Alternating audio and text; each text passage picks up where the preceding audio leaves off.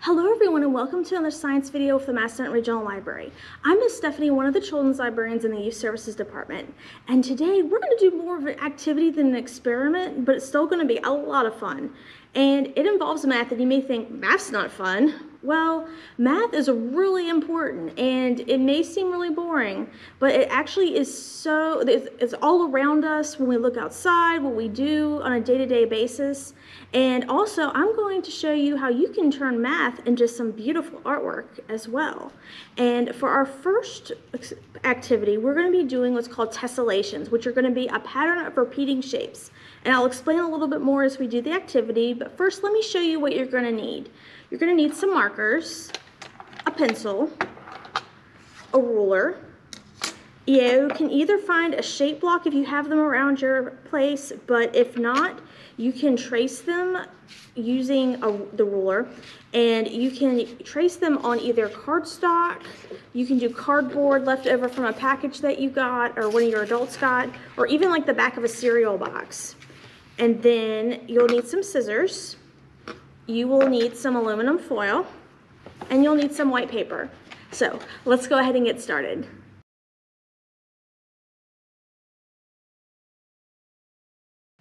All right, so let's go ahead and get started with our first math art activity, and it's called tessellations. And tessellations are an arrangement of shapes that fit together in a pattern that goes on and on and on forever, and there's no gaps or spaces in between them. And people have used tessellations in artwork for thousands and thousands of years, and you can use them to decorate other things too. Like this is kind of a big example. I found this off the internet, but I pasted it onto a gift bag and I colored it, so that'd be a really decorative thing to use if you wanted to make a special gift bag for someone special. And this also just gives you an idea of what it's like. You can see that these are all straight lines because tessellations are formed from what's called polygons. Polygons are closed figures with straight sides, and you cannot use a circle for it because there will be gaps in between. As if you see it do another circle, and then you put it over here, there would be a big gap right in the middle, and that wouldn't really be a tessellation, although it would still look pretty interesting. And to make our own tessellation, I thought before we use the aluminum foil, I thought we would practice on a white sheet of paper, and I'm going to show you what you can use to trace your tessellations, because you just are going to basically tracing it over and over again. But since we're going to be doing a lot of tracing, just a little piece of paper may not work so well. So what I'm going to do is something that I found that was the perfect size was actually the back of a cereal box. So let's go ahead and trace it. Now, you can use a ruler to draw a shape on your piece of cardboard to be your tessellation like sample, or the one that you're going to keep tracing it over and over. I did find some really cool blocks that I'm going to use to show you how I did it, but I'm going to trace this onto the piece of paper real quick. Okay, and then I'm just going to cut it out really fast. And I'm just doing a simple shape right now just to show you guys how to do it, but you can do even more complicated shapes like hexagons or rectangles, and at the end I'll show you what I made out of hexagon shapes. So then just make sure, and my square, and so the first thing I'm going to do is I'm going to trace it, and what I'm going to do is, this is just a practice, but I'm just going to show you to create it. First you're going to trace your shape that you just created.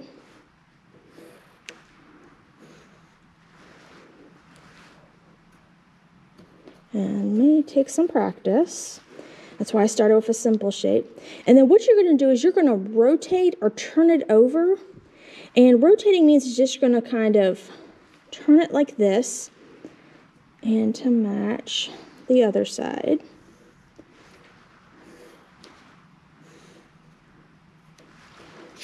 And then just keep going. And I'm using a pencil because in case I make some mistakes, I can just erase it and go over again. And this is a great way to practice.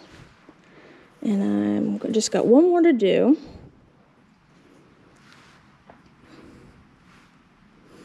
All right, and as you can see, there's no gaps in between any of the lines. However, if I try to use circles, I'm going to just show you real quick.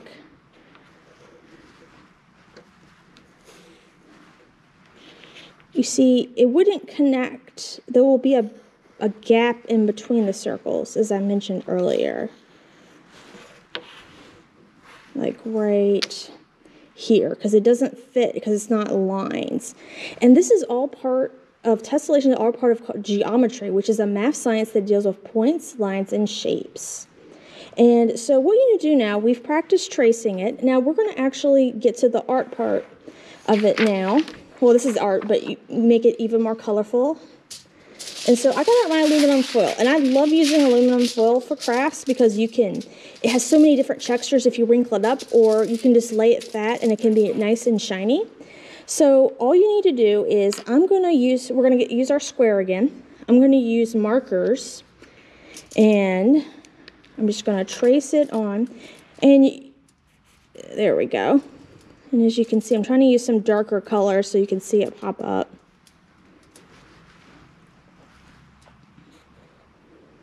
All right, so we're going to rotate over this way. And then you can just continue this pattern for as long as you want. You can make it small, you can make it large. You could take a piece of chalk and you could get a bigger shape, like maybe around this size, and do it all over your sidewalk. And then once you're done tracing all of your different shapes to make the tessellation, all you need to do is just color them in. I'll just get a darker color, here we go, with a marker. And sometimes, like the marker X, washable markers can work well. Sharpies, you want to have your adult around to do that. And it just depends on what you'd like to do. But this is your own artwork. And I'm going to just show you what I made. I didn't want to show you guys me tracing a hexagon over and over and over again. But this is what I made with my artwork, and it's shiny. You can hang it in the window, and you can just see how it connects to science and math as well, because it's found in art all over the world.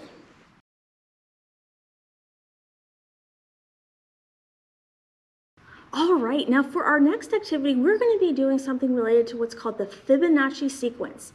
And that is a number pattern where there are numbers that appear in only a certain order. And this is a really old concept or idea that went back to 1202 with Leonardo Pisano. And I'm going to show you how to make the Fibonacci sequence, and you're going to turn these numbers into a beautiful piece of art. And for this activity, you'll need the following. You'll need some markers, a ruler, a pencil, a piece of paper, and I'm going to show you another way to make it too, but this is optional, but it still looked really cool, so I thought I would share this with you guys as well. And what you would need for that is a white crayon, watercolors and a paintbrush, and a cup with some water in it. So let's go ahead and get started.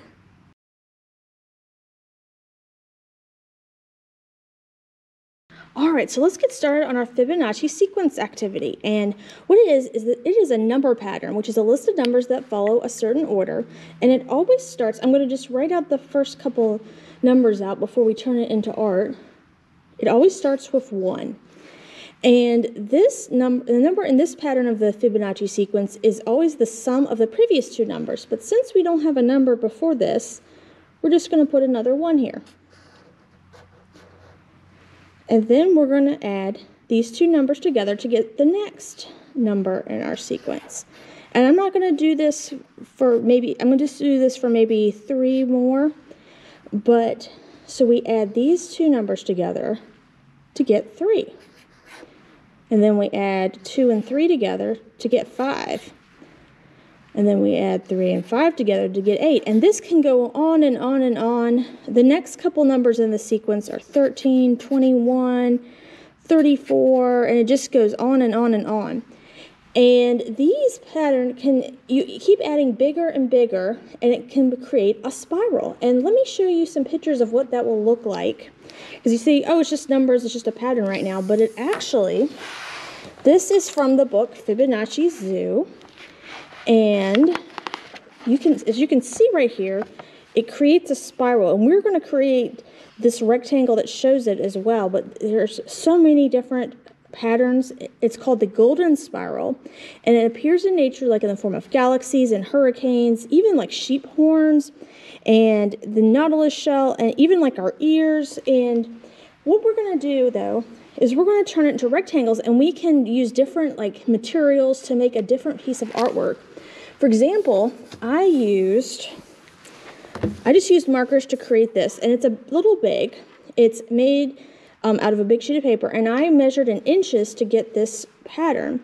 However, we're going to just do it a little smaller so it can fit on a smaller sheet of paper. And what we're going to do is we're going to use centimeters. So if you get your ruler out, you see the ones that have bigger numbers are usually the inch side, and then the smaller ones, they have centimeters. So this will give you an idea of how they build on top of each other. So I'm going to just make sure it's straight. And I'm going to start with the first number in our sequence. Let me just tuck this under here so I can remember the numbers. And we'll do 1. And then we're going to create another square.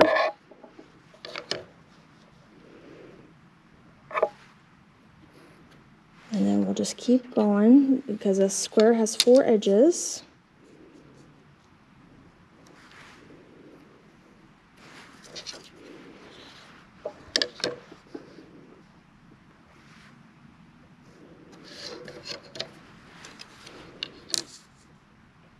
And then, so we did 1, check. Then we're going to do 1 right next to it because that's the next number in the sequence. And then just move up. And do this. All right. And then, got that. And then we'll do 2. So we're going to do a square that is 2 centimeters by 2 centimeters.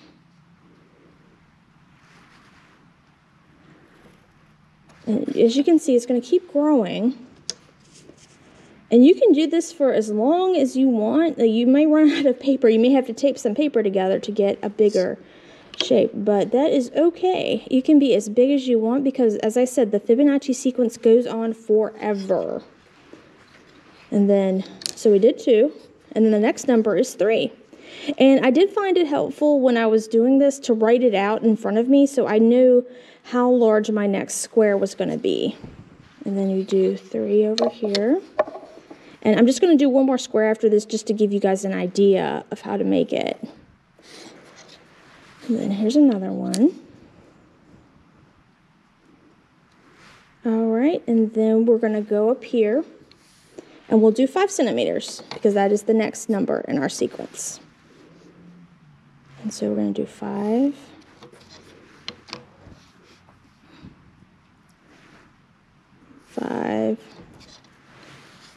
And 5. And then it just continues to grow and grow. And as you can see from my example, it's going to be like a spiral because it starts here and then I'll use this so you can see a little better, but it like wraps and it just continues to grow and grow.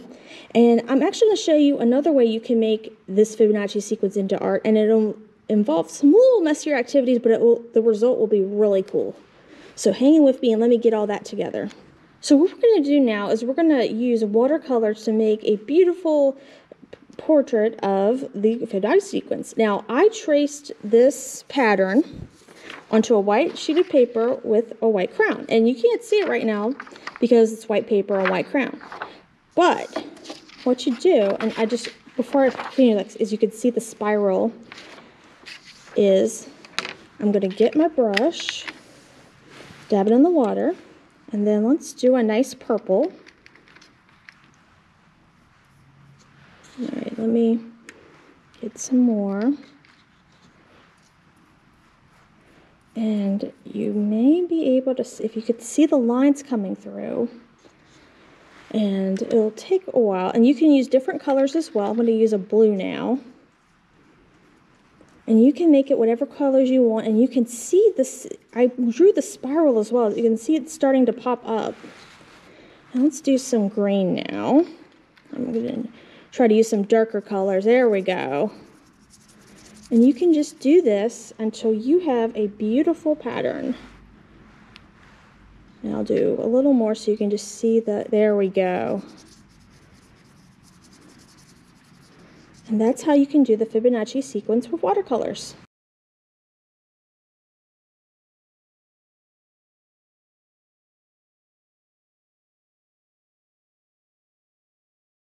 Alright, I hope you had a lot of fun doing those math art activities with me today. And I just wanted to share a few books that I found as I was making this video. The first that actually kind of inspired me to even think of this topic was There's Math in My Art.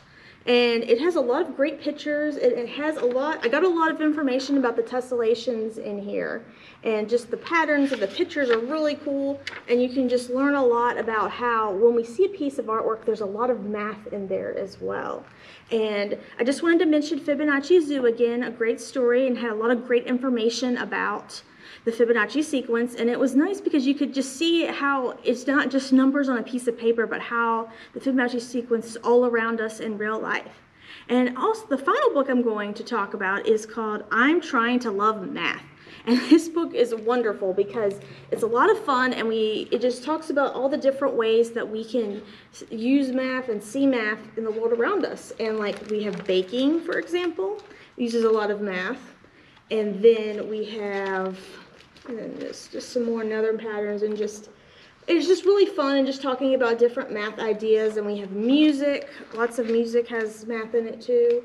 And here's another page that talks about how we can find math in nature as well, and even pizza. So all of these books are great, and if you want to learn more information about math in art and nature. And also I included some website links that I used when I was researching this video. So I hope that you find them all helpful, and most importantly, I hope you have fun learning about math and art. I look forward to sharing some more science with you soon. Have a good day. Bye.